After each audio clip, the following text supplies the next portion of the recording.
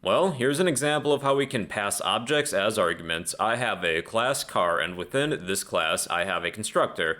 This constructor has two parameters, model and color. So each car will have a model and color. What I'm going to do is create a function that will change the color of my car object that I pass in as an argument. So let's create a function. Function change color. And this function will have two parameters, a car object as well as a color. So we'll need some car objects to work with. Let car1 equal new car. So we need a model and a color. What about a Corvette? And for the color, maybe blue. So let's create another car, and we'll call this car2.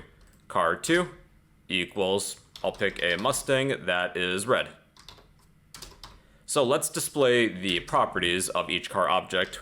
Console.log, I'll display car1's model and color.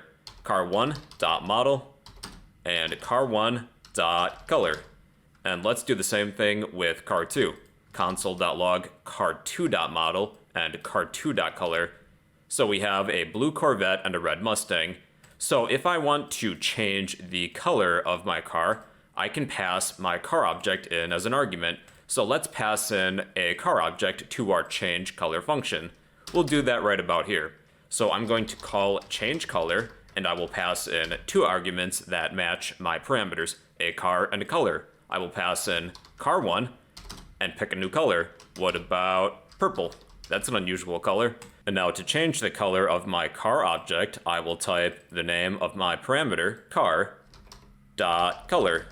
equals color. Actually, on second thought, I'm going to rename this parameter as newColor just to avoid some confusion. Car.color equals newColor. And honestly, that's all there really is to it. We can pass an object in as an argument. You just have to list the object name, car1. So my Corvette is now purple, and let's change the color of our Mustang next. So change color, I will pass car2 in as an argument, and for the color, maybe pink. That's a manly color. And my Mustang is now pink.